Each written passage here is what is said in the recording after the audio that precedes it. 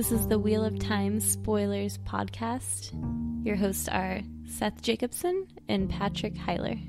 Chapter 11, Valon, and our symbol is the Flame of Valon. Where is the map placed in your book? On page 2. Okay. So there's like the first 2 paragraphs and then the map. It does seem like an odd place to put it. I would have thought that the map would be at the front of the chapter or between the chapters. Yeah, I don't know. It's actually a good question I would like to ask one of the Jordan team folks, is why is the Valon map not at the beginning of the chapter? All right, guys, so how do I pronounce the name of this village? Darein. Darren? Like daring? Darren? Darien? Darien, 3 syllables? I'll go with it. Your guess is as good as mine. The small village of Darien had laid beside the river Arinin almost as long as Valon had occupied its island. Darien's small, red and brown brick houses and shops, its stone-paved streets, gave a feel of permanence. But the village had been burned in the Trolloc Wars, sacked when Arthur Hawkwing's armies besieged Valon, looted more than once during the War of the 100 Years, and put to the torch again in the Aiel War, not quite 20 years before. An unquiet history for a little village, but Darien's place, at the foot of one of the bridges leading out to Valon, ensured it would always be rebuilt, however many times it was destroyed. So long as Valon stood, at least. So the message is be in Valon, not right outside of Valon, because that's where everybody camps. Yeah, that's where armies camp. Exactly. And this is where the negotiations happen between the Rebel Aes Sedai and the White Tower Aes Sedai. Oh, is that right? I mean, because they don't go into Valon, so... Talking to Aradia before about this, is this the cheese village that's known for its cheese? I have no idea. Do you remember that? No. Little factoid? It stuck out to me for some reason. Oh, you checked? Awesome, Aradia. It is the cheese village. What? When do we find out about the cheese village? I don't remember when we find that out, but it's like it's just a specialty. They produce cheese in this village. It was dairy. You're giving me a really... It's like 2 rivers in tobacco, you know? It's fair. It's fair. I have no idea why we know that. Oh, nice. And the pronunciation of the word is dairy in? Darien? Like cow, dairy, milk. Is that right, Valron? Or are you being funny? Oh, you're being funny. Okay. It works, though. Yeah, Darien. I could see that Jordan was like, oh, I need a name for this town. They make milk. Darien. Yeah, that's a word. Darien. Sure. Go with it. Some make up names for a million things. I mean, he definitely took like street names and stuff like that for Ogier and... Yeah. Egwene walks into Darien, and she notes that it looks like they're preparing for war. There's pikemen and archers marching through the streets, and a squadron of horsemen. I assume that's just because of the White Cloaks? They've been there for a while. I would think so, because the next thing she notes is that the townspeople went around their business with apparent unconcern. But also, I suppose this is, a main entryway into the city, so it would make sense that there was a military station there. I just want to point out, this map pops up here again. It looks just like a vagina. It looks like... Just want to point that out. It's really obvious. It's not subtle in the slightest. Women power.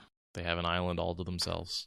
I mean, I guess if the dragon has his dragon mount, then the women can have their island next to it. Very Roman architecture. Uh-huh. With the sexual symbols. No, totally. I mean, the male... Obelisk, reflecting pool. Yeah. They're everywhere. They're like in the real world. Obelisks and reflecting pools. No. It's a interesting combo. Male-female. Yeah. That is, if nothing else, a major theme of this book series. Yeah. The male-female dynamic. And that is embodied in the very geological formations of Valon and Dragonmount. They walk through the town, approach the foot of the bridge where there's still more soldiers. They walk up to the front of the line, and the guardsman recognizes that Varen is a Aes Sedai and lets her cut in line. Sure. And she's got the face. This is where Varen asks about White Cloaks. The officer says, not really Aes Sedai. No fighting. They tried to move into Eldon Market, the other side of the river. but we showed them better. The Amyrlin means to make sure they don't try again. Egwene tries to say, hey, we got a dying kid. Can we cut the bullshit? But Varen cuts her off. They need to learn the lesson to shut up for a while. They do. I like the rumors here where he talks about, they say there's a new dragon out west somewhere. Why, they even say he has Arthur Hawkwing's armies back from the dead following him. And that he killed a lot of White Cloaks and destroyed a city. Falma, they call it. That's in like Terabon. 70% true. Yeah, totally. I mean, the Hawkwing's armies aren't like back from the dead, but Hawkwing was back from the dead, and his armies were back from across the sea. Yeah. They're not following Rand, but... No. And he didn't kill the White Cloaks. The Shan-Chan did. Right. And Falma's not really destroyed. And it's not really in Terabon. They say Aes Sedai helped him, a man's voice shouted from the waiting line. Thought that was weird. Yeah. Do you think White Cloak plant? Probably not. Nah. Probably just some dude who's like, you lie. Repeating rumors. Yeah. A couple paragraphs down, Varen says, rumors are seldom true. I can tell you that Falma still stands. It isn't even in Terabon, guardsmen. Listen less to rumor, and more to the Amyrlin seat, and they cross the bridge.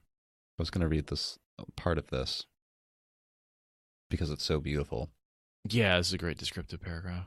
The bridge struck Egwene with wonder, as the bridges of Tar Valon always did.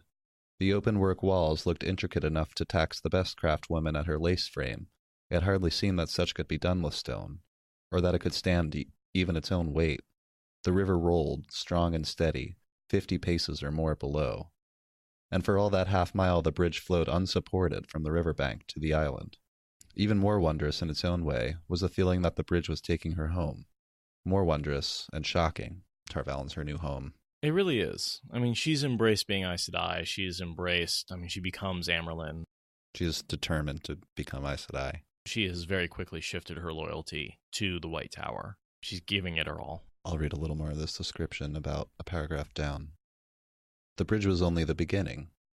It arced straight to the walls that surrounded the island, high walls of gleaming white, silver-streaked stone, whose tops looked down on the bridge's height.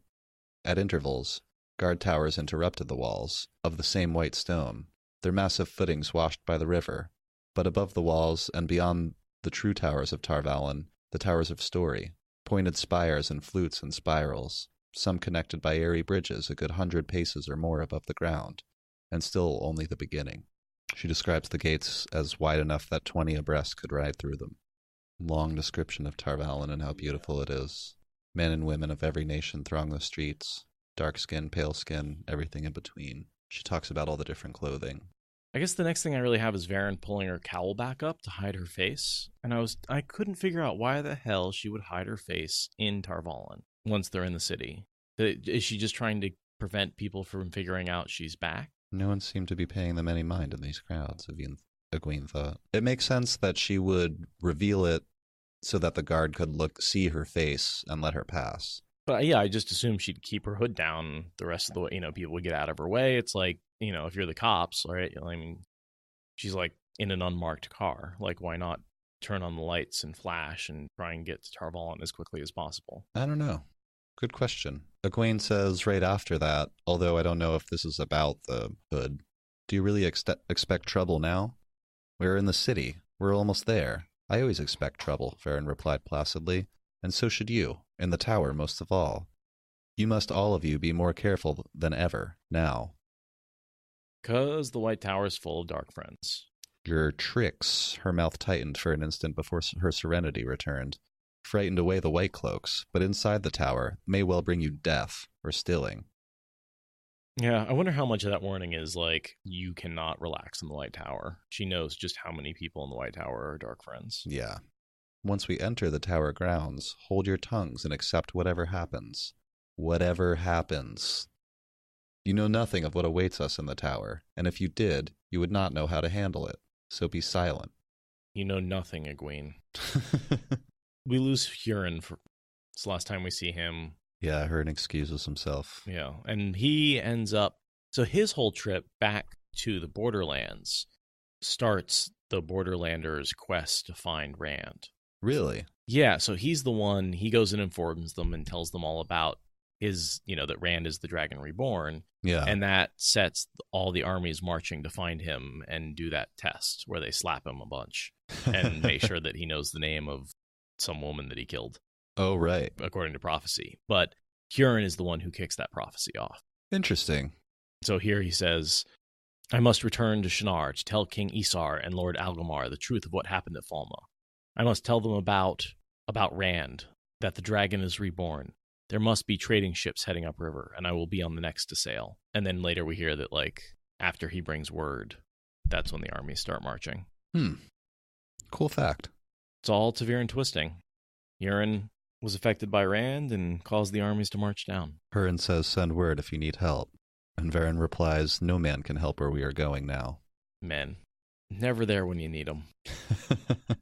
Although I did notice that they talk about the trouble in the village where they were about to be robbed. And that first night they stayed and someone tried to murder them in the middle of the night. Mm-hmm. They don't say what stopped them from being murdered in the middle of the night. And I have to assume it was Huron standing guard. Maybe. That and woke they just him up. didn't give him credit because it would be typical for them not to give him credit Possibly, for saving their but, lives. I mean, Varen is more than capable. True, but not if she's asleep. Yeah. And it's unlikely that she channeled, or I think we would have heard of it. Yeah, probably not. Well, I mean, I guess channeled it in a dramatic way. She could certainly, there's all sorts of things she could do. She could have, like, tripped them or channeled Or the way out. Changed their minds. Well, that takes her too long. She's not that good at compulsion. Yeah, that's an encounter I'd like to know more about. Did they just flee? How did they stop them from murdering them? Kind of, in my headcanon is that Huron, like, warned them. And Egwene says they were chased out of the village then. Yeah. So, like, Huron was awake, saw them coming, woke them up, got them out. Yeah. Something like that. I'm going to head on to that. Varen takes them around the side of the tower to a small, kind of more discreet-looking entrance. But she sends someone running for Shiriam. I did notice here, right before that, Egwene says, Min will certainly look after Rand, she thought with a flash of jealousy. I didn't even notice that. She sure looks after him. Egwene here is coming to the realization, I think at one point she says she can't lie to herself anymore and pretend that she's going to still be marrying Rand. I think that's in the next chapter. Yeah, she gives up on that pretty soon. And it's like she's definitely given up on it already, but she's been lying to herself and saying it's still a possibility. Yeah. And so she sort of has this little bit of jealousy here still that, like, some other girl likes the guy that, quote unquote, belongs to her. Varen takes a leather sack from Matt's feet and tucked it carelessly under one arm. The Horn of Valir. Nynaeve says, you said he has hours, perhaps. Are you just going to immediately breaking their promise to shut their mouths? Right. Varen held up a hand, but whether it was the gesture that stopped Nynaeve or the crunch of feet approaching on gravel, Egwene could not say. In a moment, Shiriam Sedai appeared, followed by 3 of the accepted, their white dresses ringed at the hem with the colors of all 7 Ajahs. I never realized Shiriam was from Saldea before. Yeah. Sort of an odd place. Her personality doesn't really seem to fit the Saldean. I don't know. Yeah, she doesn't seem that tough to me. I'm shrugging. So you have brought back our 3 runaways, Varen. With everything that happened, I could almost wish you had not. We did not, Egwene began, but Varen cut her off with a sharp, be silent. Varen stared at her.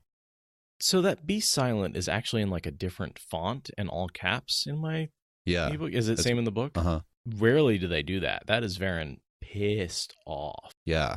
We just talked about this. Yeah. And she, like, doesn't want them to force her in a place where she has to, like, talk about the Black Ajah or she's hiding so much, right? Like, yeah. And this is very much their cover, although Varen doesn't even know that Swan is going to use this as well, but this is that they ran away and they were taken back to the tower and they're silly little girls and they'll be punished. And that's the story. And they had nothing to do with the Black Ajah. And here, the first thing that Egwene is going to do is be like, no, that's not our story. Shut up. God. You're ruining everything. You're ruining it. Stop it. All the Two Rivers folks are just so dumb for these first couple of books. They make so many mistakes. It's like, it's understanding why the other people treat them kind of like, Two Rivers bumpkins, because that's what they are. Bunch of hay hairs. And teenagers. Yeah, also true. Varen has Matt taken away and just sit with the simple explanation that he's very ill and dangerously so. dangerous to others as well, which, Don't could touch be the dagger. pneumonia, but it also... Taint of Shatterlogeth. Yeah, she gives just enough information so that nobody harms theirself or him, and everything gets done, but not enough to reveal what's actually going on, because you wouldn't want to do that. Yeah, Varen's really good at twisting the truth. Yeah. Also, should we just say Shuriam Black Aja alert? Oh yeah, Black Aja alert. 2 Black Aja members talking to each other right now. I suppose, Varen said, picking up a little after that the whole tower knows we have returned by now. Those who do not know, Shuriam told her, will know before much longer. Comings and goings have become the first topic of conversation and gossip, even before Falma, and far ahead of the war in Cairien. Did you think to keep it a secret? Varen gathered the leather sack in both arms. I must see the Amyrlin. Immediately. And what of these 3? Shuriam responds. Varen considered Egwene and her friends, frowning. They must be closely held until the Amyrlin wishes to see them, if she does wish to. Closely held, mind. Their own rooms will do, I think. No need for cells. I like that little backhanded, you don't have to put them in cells. And the girls are like, wait, what? That was an option? Not a word to anyone, Varen tells Shuriam. And they are told not to speak at all, except in direct response to Aes Sedai. And Faelain later tries to goad them into talking, just so she can punish them. They'll probably steal you. What a jerk. Good night, sleep well. I'll probably steal you in the morning. They're taken to their rooms. I'm skipping a full page here. Yeah, I don't have a whole lot there. The other accepted Theodrin is much more reasonable. Theodrin, yeah. Those 2 kind of come as a pair for the rest of the series. Yeah. Faelain and Theodrin end up being swearing dedication to Egwene. They're the first 2 to do so. And 2 of the non-Aes Sedai that Egwene raises. Right. They're more than accepted, but less than Aes Sedai, because they haven't sworn on the Oath Rod. Right. They sort of fit the same place that Nynaeve does. And Elaine. Theodrin tells Nynaeve that she's also a Wilder, and that she'll hold to Shuriam's order, but she won't bait her. She's relatively nice. Phelan sort of has that aristocratic... It's sort of the same attitude that Elida has, only not quite as evolved. I can see the analogy. That I always The think comparison. of Faelain as like a young Elida, and Theodrin as a young Suon. I like that. And then this third accepted. I just have the readout. This is a really short chapter. Yeah, this third accepted. Any idea who she is? Pretty apple-cheeked young woman. I looked her up. There was nothing in the wiki or anything about Nah. who she is. Just a third, just Random no side name character. accepted. Yeah. Egwene returned Faolain's stare with as much calm as she could manage, and she hoped a measure of the haughty, silent contempt that Elaine had adopted. Red Aja, she thought. This one will definitely choose the Reds. But it was hard not to think of her own troubles. Light, what are they going to do to us? She meant the Aes Sedai, the tower, not these women. Well, come along, Faolain snapped. It's bad enough that I have to stand guard on your door without standing here all day. Come along. Taking a deep breath, Egwene gripped Elaine's hand and followed. Light let them be healing that.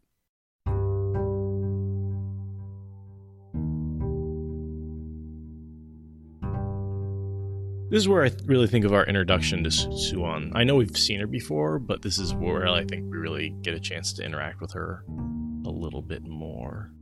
This is when we really meet her. Yeah. Because, she was in Valdara, but I feel like she wasn't really fully developed as a character yet. Nah. Chapter 12. The Amyrlin Seat, and her symbol is the Flame of Tarvalon. Swan Sanche paced the length of her study, pausing now and again to glance, with a blue-eyed gaze that had made rulers stammer, at a carved nightwood box on a long table centered in the room. She hoped she would not have to use any of the carefully drawn documents within it. They had been prepared and sealed in secret, by her own hand, to cover a dozen possible eventualities. She had laid a warding on the box, so that if any hand but hers opened it, the contents would flash to ash in an instant. Very likely the box itself would burst into flame, and burn the thieving fisher-bird, whoever she might be, so she never forgets it, I hope, she muttered. For the 100th time since being told that Varen had returned, she readjusted her stole on her shoulders, without realizing what she was doing. It was hung below her waist, broad, and striped with the colors of all 7 Ajas. The Amyrlin seat was of all Ajas and of none, no matter from which she had been raised. So the documents in those boxes, we know at least 2 of them are the permission the girls get. The blank check, Basically. essentially. The blank permission check. And they give one of those to Matt. Whatever the bearer of this document does is with or whatever. We see the actual text, and we'll see that at the end of this section. And then I was just thinking, Elida really should have warded her boxes, because in Teleron Riyadh they raid her 3 message boxes and go into her study and read them for ages and ages and ages. And I don't think that would have worked if they'd been warded. I don't know if a ward in real life would work on a box in Teleron Riyadh. Do we know anything about that? I think it would carry through because it's a reflection of the real thing. The real wards exist. Sir Septon brings up a good point. Does burning someone not count as a weapon? I guess no, because trap? And it's not meant to hurt anyone. Swan just kind of hopes that it will. Right. It's just meant to destroy the documents. Right. But, if you start a paper fire inside of a dry pine wood box, the whole thing might go up. It wouldn't even have to be really that hot. It's funny how they do those mental gymnastics to get around that. Yeah. Making no weapon. And the next couple paragraphs are a description of the Amyrlin study. And I only had a couple of highlights here. I liked the kind of interesting contrast between the grand, awesome things that are in there that each Amyrlin has placed some new collection or something. And Swan has one pencil drawing of a little fishing boat in the reeds and the carved box. Very simple. Oh, and I think a chair or something like that. And I always directly contrast that with Elida, who wants the richest, nicest apartments to do her job. Yeah. And is totally ineffective. Just actually, I want a whole tower to myself, you jerk. I want to erect a tower. Wait a minute, Elida. She does try. She should try a little blue pill. I hear that helps with erections. So I wanted to point out the panels brought from the lands beyond the Aiel Waste. So that's a offhanded mention of Shara. I'm imagining they're the painted paper panels that the Shanshan seem to having to divide up their rooms. But this is from Shara, not Shanshan. Oh, from Shara, yeah. These are hand-carved panels of pale striped wood, hard as iron. Anyone know what kind of wood that would be? A pale striped wood? There's some exotic woods that have stripes. Yeah, I had a recurve bow for hunting a long, long time ago that had some exotic South American wood. It's just pretty. I don't think it does anything other than look really nice. Sure, but just looking for sort of an environmental analog, South America might be a pretty decent one. Yeah. Are you making fun of us right now, Noble Fiend? Yes, we're talking about wood. Wood and erections, guys. Wood and erections. That's what it's all about. It's okay if you are. I'm not offended. But it is funny that we are talking about wood. Okay, let's move on. And then you get some of Suan's background. Born poor and Tyr, the daughter of a fisherman in the fingers of the dragon, where the river there dumps into the ocean. It's kind of a cool little place. Also, I like the symbolism of the Amyrlin being born in the fingers of the dragon. I always imagined it's pretty much Louisiana. Yep. It's pretty much exactly what I imagine. Hot marsh. Of course, Louisiana is huge, but, the coast. Oh, and I just want to acknowledge that I am saying Suan. I know Swan is how people think I should say it. I don't care. Suan. Oh, are you just going with it? I'm just going with Suan. I used to say Suan, but now I don't know. I fixed it. And Leanne walks in. The copper-skinned Domani woman, keeper of the chronicles. Who here we don't get a lot from until after she's stilled. She's sort of very much in the role of keeper. Yeah. And doesn't really let herself relax. In Swan's head, we kind of see that it annoys Swan how do you say, committed to duty Leanne is. She's so kind of rigid that it annoys her. It annoys Swan. She wishes she would just buck protocol once in a while and act like a human. Swan and Leanne were friends from childhood, and she's like, can you just relax every once in a while? And I think we see that later. She ends up relaxing just a little bit around the girls and using that to manipulate them because she's who she is. But I do think she actually relaxes a little bit because... After being stilled? No, just in this next chapter. Oh. She sort of unloads, I'll point it out, but she unloads on them a little bit. Leanne walks in and to tell Swan that Varen is there. She says, Varen is here, mother, asking leave to speak with you. I've told her you are busy, but she asks, not too busy to speak to her, Swan said, too quickly. But she knew, but she did not care. Send her in. Because Swan knows that she's about to get an important news report. I do want to point out that she was thinking to herself, nearly 20 years since I decided to sail these dangerous waters. And that just points back to New Spring and the prophecy. A twitch of her eyebrows was the keeper's only sign of surprise. The Amyrlin seldom saw anyone, even a queen, without the keeper present. I do feel bad that Suan cuts Leanne out of some of this stuff that then results in her stilling. It's often remarkable that she stays as loyal as she does afterward, because there's stuff going on that she's not telling her keeper about. Yeah, well, she has the thought later that she just doesn't know who she could trust, and if the wrong person finds out what she's doing, or really if anyone were to find out what she was doing, she will certainly be stilled and probably executed. So in comes Varen with the Horn of Valir. I have urgent news from Fama, and more. I scarcely know where to begin. Begin where you will, Swan said. These rooms are warded, in case anyone thinks to use childhood tricks of eavesdropping. Varen's surprised by that, but Swan says, much has changed since you left. Speak. Most importantly, then, Randall Thoris proclaimed himself the Dragon Reborn. I noticed that the warding of conversations, which I think later becomes pretty commonplace, seems to raise eyebrows here.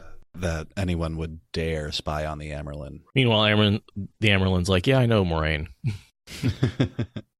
She knows the tricks. I've had reports from women who could only tell what they had heard, and rumors by the score come with every trader's boat and merchant's wagon. But I could not be sure. Yet I think I can name the day it happened. Did you know the 2 false dragons no longer trouble the world?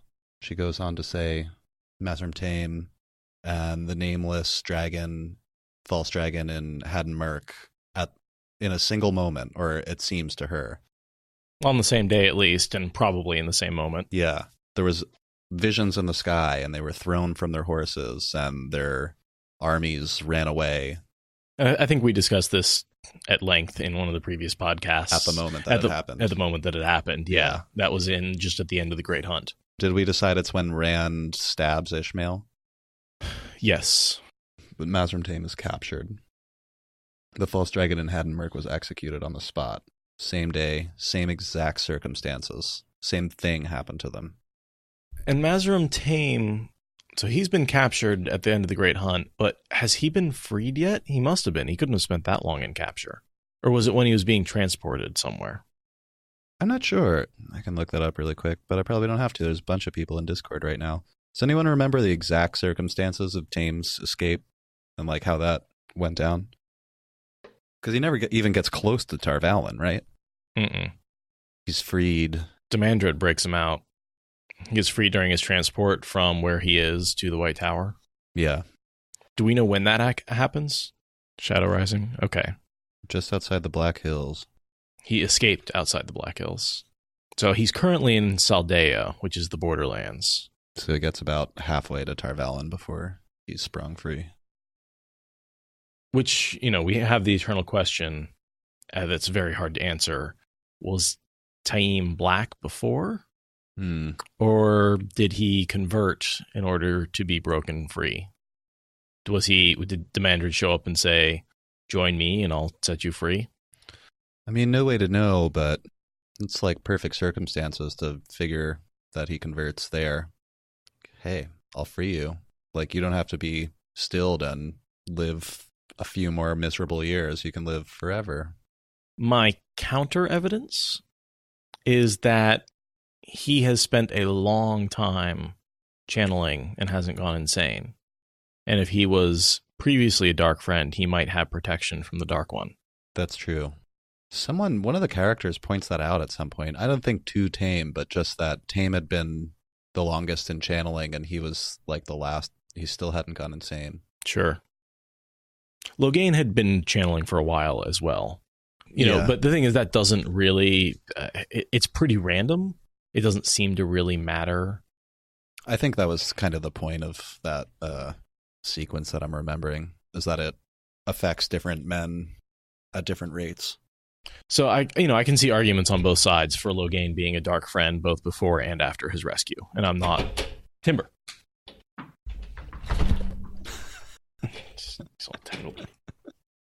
He's all tangled up in the cords. Hold on. Everything's still going. Okay. Yeah. Sorry about that.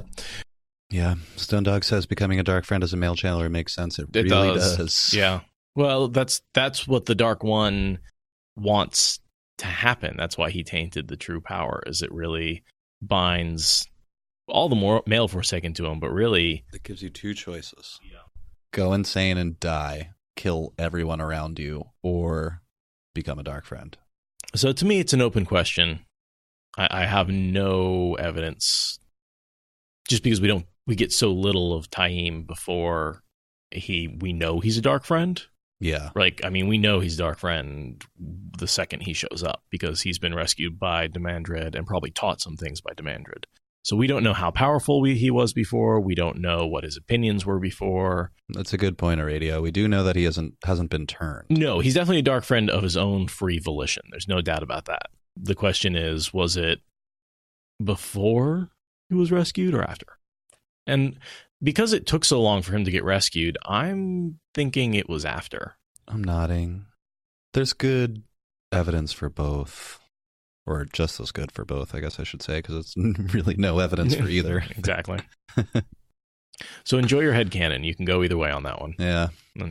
But back to where we were, false dragons get thrown from their horses, and Varen says, the true dragon has been reborn. Varen said almost to herself, and so the pattern has no room for false dragons anymore. We have loosed the dragon on the world. The light have mercy on us. The Amyrlin shook her head irritably. That's Moraine knows that, and I think I've talked a little bit about that. That's why she's so alarmed when the prophet, she thinks for a second the prophet is another dragon. Oh, right. Moraine definitely knows. That there can only be one. There can only be one, yes. The Highlander theory of the dragon reborn. We have done what must be done, Swan responds. By the way, Discord seems to be coming to the conclusion that Taim was rescued to be turned. I don't see why not. I like this. At least he is safely in Moraine's hands. She will guide him and do what must be done. Meanwhile, Moraine's going, where the hell is Rand? Is Tame the only Dreadlord that's raised to Chosen? Yes. So, a lot of potential there. I mean, they picked their players well. Well, he's strong enough, he's cruel enough, and he delivers an army. Yeah. You think that's sort of why Agenor is one of the Chosen, right? He delivered an army of Trollocs. Dozens of loyal male channelers that are his followers. Mm-hmm. And then Varen pulls out the Horn of Valir and shows it to the Amyrlin. Yeah. What else do you have to tell me, daughter? For answer, Varen placed the leather sack on the table and took out a curled gold horn with silver script and laid around its flaring bell mouth. She just lays it on the table. Suon's kind of freaking out. She's like, why didn't you leave it with the dragon? Why didn't you leave it with Rand? And she's like, because Matt blew it. It's got to stay with the Horn Sounder, and the Horn Sounder is not the dragon. Nope. That's that sick kid laying upstairs. And then, of course, there's that side suggestion. I think we were talking about Lan being like, I should kill them. And Moraine saying no. Here we've got Varen being like, you could let them die. Yeah. And Suon being like, I'll think about it. The pattern has yet to make his fate clear. AKA, I'll think about it. Also, if Matt dies, perhaps they don't have to give the horn to Matt, or they don't have to give the horn to Rand either. They can give it to whoever they want. Yeah, and that gives them a lot of control. The horn is now the Towers. Mm-hmm. And they don't have to use the Power's weapon. All they have to do is nothing. Yeah. And he'll die. All I have to do is wait. Which is why Varen says a few hours will make that decision for you. Just sit around for a few hours. And, yeah. You know, I think that's also why they're not necessarily rushing down to heal him right away. Is They're deciding what to do. They're deciding whether or not to let him die. And just one more point about Taim. I know I keep coming back to this, but we did read in Jordan's notes that he initially was planning on having Taim as Demandred. Yeah. And so it's possible at this point in the book, Taim is either Demandred and frees himself because Demandred wanted to be the Dragon Reborn and proclaimed himself as such, or that he went and killed Taim and took his place. I like the idea of having a competing Dark Dragon. Although, I mean, he does really in Ishmael Moradin. Ishmael/Moradin. But that plot line was abandoned pretty early, so... Taim's plot line is a good one. Yeah, I like it. And in a lot of ways, Demandred is the evil dragon. He's just doing it over in Shara instead of... He just picked a different continent to become their dragon. The Dragon Slayer, right? Yeah. Yeah. They have their own prophecy about a guy who tries to kill the dragon. It would make a lot of sense to have, like, an evil dragon come up and be competitive. Oh, and that's for those of you who haven't read River of Souls. You should. It's fun. And it's only like 30 pages or something. It's a chapter. Yeah. We should do that episode soon. I don't have much for the rest of this page, except Swan saying, "Many will die before we are done, daughter." Just that Varen's sounding an alarm about the Shan-Chan and the Suan ignores them. That comes in at the end of the page, and she says basically, yeah, that could be a problem even a couple paragraphs down when Varen reminds her that the Shan-Chan used the One Power in battle as a weapon. One of the early foreshadowings of the attack on the White Tower, in which Egwene saves, the White Tower. And I think, Jordan was already planning that scene out at this point. Yeah. He was already planning out the attack. But Swan thinks we already have too many problems to deal with that are right in front of us, that are right under our nose. Like, I can't worry about this thing that's happening 2,000 miles away right now, no matter how threatening it is. That seems to be the theme with the Shan-Chan. Everyone just ignores them until suddenly they own half the continent. Yeah. Well, until they get to... Because, the nations the places that they're attacking are considered, like, less important places. They're not the economic powerhouses. Right. They've been at constant war. They're more city-states rather than big nations. It's not anywhere in the borderlands, and they'll have some pull. It's not Andor. It's not the White Tower. It's not Tyr or Ilion. It's these places that are often at war anyway. And this just superior force moves in and stabilizes the hell out of it. And all of a sudden, whoa, they dominate. The people are like, actually, this isn't too bad. It's better than being a Domani. They're all starving. Yeah. First they take Poland. Right. And lots of places are like, oh, well. It's just Poland. Well, first they take Austria. And then everybody's just like, well, they're kind of the same place. Right. First they take Falma.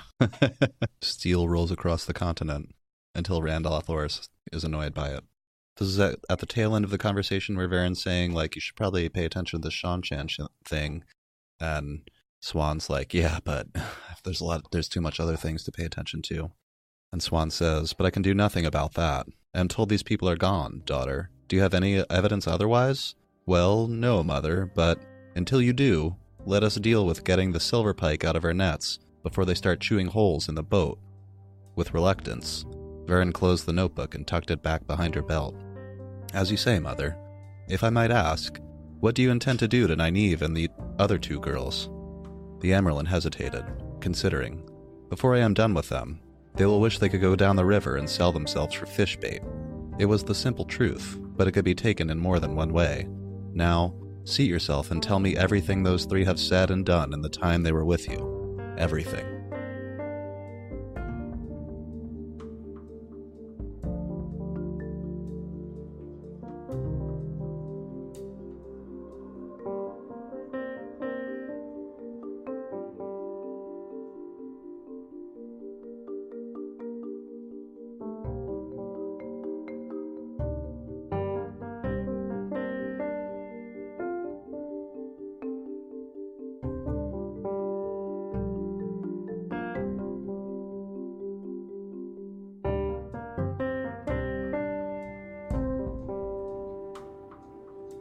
Well, I've got good news and bad news. Huh.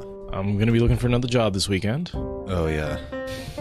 which is bad news for me, great news for the podcast. Because that means I will have nothing but time in which to edit. So expect the number of podcasts to come out, well, at least on time. I'm hoping to get a couple patron episodes out, let's say in the next month. I was just telling Discord that Shan-chan is almost ready, and I have the day off tomorrow, and Jules she's got her broken collarbone, so she's just like putzing around her apartment most of the time, so she's going to Boise to visit her parents for a week.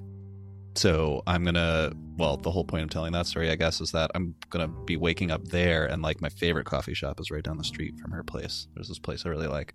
So I'll just get up and go down there and spend all day writing, and hopefully finish Shan-chan and Mistborn 3, and then break into I think we talked about this a while ago. Bilal or Ravine, or I haven't picked the next one yet. I always thought Bilal would be good because he's the guy who gets balefired at the end of the book. At the end of The Dragon Reborn. Okay, yeah, I'll do Bilal then. Also, he's we don't know a whole lot about him. Yeah. Although we're discovering a few things as we go through this book. Yeah, I'm sure we'll be able to make an episode out of him. The whole dreaming and projecting the dreams in Duran's head is kind of cool. Yeah. I still kind of want to do maybe Ravine before I do like Lanfear or Ishmael, because Ishmael and Lanfear there's just so much information that I don't know how I'm going to turn that into one episode either. It'd be like it's almost like trying to do a Rand episode. It's like, the book. Read the books. There's just almost too much there. But I think we should do it. And like if I can cut it down to what I think will probably turn into like a 2-hour episode, that's fine for me for a patron episode. We should also do we could split up into Lanfear and like Sidane. Oh yeah. Oh, we talked about this so long ago I forgot all about this, but that's a good way to do it. Because just like it's basically going through the doorway and then like cut there and then talk about what happens afterwards in the next one. I could do like Ishmael Moradin. Sindane? Yeah, Sindane. I always say that. Is Sindane the right way to say that one? I haven't actually worked that out. Sindane. Oh, I lost the job just because it was just a temp job. It was just a temp job, and they were looking to basically do some research. And so I was calling around, basically asking questions and seeing what kind of feedback we got, and we ran out of people to call. So it was just a temp thing. I'm still working for the temp agency, so they'll probably put me somewhere else. I don't know. It gives me a chance to do stuff like work on the podcast sometimes. It's not a terrible deal. Yeah. No, I didn't get fired for working on the podcast at work. I promise. I got away with that. I do social media stuff at work all the time. Yeah. If anyone out there has ever sent me a Facebook message or an Instagram message at like noon Pacific Standard Time, I'm probably responding like I'm just leaning behind the bar where no one can see my phone and texting you back. I don't spend all day on Discord or anything. Nope. You guys never see me respond in the middle of the day. Nope. I can't really Discord. I can't really keep up with the conversation during the day. Yeah, it goes fast sometimes. I try and keep up, but I skip huge chunks sometimes. Because, like, I go to bed and I wake up and it's like, you have 170 new messages. And I'm like, nope. No, I don't. So I apologize if I can no longer keep up with reading everything. If I did that, we would make a podcast. I more or less only respond to stuff where someone's speaking directly to me. Otherwise, like if I happen to be there hanging around every once in a while, but there's just way too much going on. No, it's great. Yeah, it's wonderful because it's nice that I can just check in at any time and just get feedback immediately. 50 people hanging out at any given time. Oh, I'm not even technically here. Now I am. Yeah, those damn Australians keep filling up the chat in the middle of the night. I kind of like that. It's they're on the other side of the planet. And right now, it's winter there, so they have like nothing to do except sit around and type on the internet. Yes, we love the Australians. We got a bunch of Australian listeners. Good handful of the chosen are Australian or New Zealanders. Mm-hmm. A couple of those. They definitely are outsized in their representation in terms of being in Discord and in the chat. That's probably true. In terms of downloads. So we've consistently still, I checked the numbers again, 65% of our listeners are in the US, and that's been consistent since the very beginning. Travis Sedai says Australia is the land of madmen. Yep. The world's like largest open-air prison. The Florida Man subreddit, but it's a whole continent. It's not just... Anyway, do we want to tear into this? Anything else we want to... No. Bullshit about? I'll probably be sitting on my computer all day tomorrow. Actually discording. Saturday at the bar is my shift now and forever. Set in stone now, so that's awesome. That is awesome. It's a bunch of money. I washed some dishes, had a great time doing that. Oh, you work today? That was Sunday. Oh, okay. Yeah. So I guess that was a week ago. I've got another day coming up. I think the 26th. Seth has got 3 jobs right now, technically. Well, you've got 2. Yeah. Noble Fiend, I would love to visit Australia. I've met a couple of people over the years just doing backpacking stuff in general. There's usually a Australian population. It's always like there's like a couple of German guys, like a few Austrians, some Australians. I met this really cool girl while hiking the PCT, and she was like, yeah, anytime you guys want to come visit me in Australia. And I was like, yeah, I don't know when I'll do that, but I'll remember. Hit you up. You can show me the cool local bars or something. That sounds fantastic. Yeah. And I'm sure we could probably message some of our Australian friends and be like, hey, what part of Australia are you in? Totally. Because it's not really that inhabited.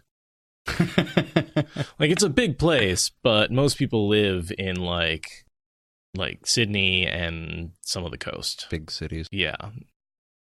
The middle of it is pretty much a desert. Is that Southern accent thing true? I think all Americans kind of love the Australian accent. I don't know what that is, but... Well, of course you want to think it's true, Mr. Varen Stormblessed, with your Southern accent. I don't know. All accents are kind of great. What is that? Why do we like that? It's exotic. We like things that are unusual. Just unusual enough so that I can still understand it, but it's... Randomly we're talking to a neighbor. He'd heard of the Wheel of Time. He'd heard of Winter Dragon. He knew it was terrible. And he knew that it was possible that something was coming out, Wheel of Time related. So I like having those conversations with random people and finding out what exactly they think. Because I'm just too deep in the culture, right? Like, I have no idea what the general person will hear or know or think about the Wheel of Time. I kind of assume they don't. Oh, yeah. I just assume people have never heard of it. Which is actually make not a good point because, millions of people bought the book. So millions of people have read it. Yep. And even more would have to have heard of it. And there's a demographic, too. Sure. Male around our age. No offense to the females in the chat room. You guys are awesome. But the majority of people I've met who have read it in person have been male until I went to the con. It's interesting, though, that, I wonder if it has to do with just people willing to talk about it. Yeah, I don't know. Well, we don't have demographics to... Yeah, it's funny because the podcast demographics do not match my personal experience in the slightest. That from a personal experience, I've only ever met other men who've read the series before the con. But the podcast seems to be pretty evenly split. Yeah, I wonder why. You just don't talk about it as much. If it's just a putting it out there type thing. And I will admit, when I went to Sanderson's signing, it was pretty evenly split too. Yeah. So, but that was, most people were there for Oathbringer. A lot of them hadn't even read Wheel of Time. I was actually shocked by how many people were there for Oathbringer and had not read the Wheel of Time. I was also shocked by how many people were there who hadn't read Brandon Sanderson. Why were they there? Because there was an author with a signing, and they went and bought his book and got it signed. Oh. And they were like fantasy fans. A lot of them had done Game of Thrones. A lot of them had intended to read Sanderson, but they hadn't gotten around to it yet. Stuff like that. That makes sense.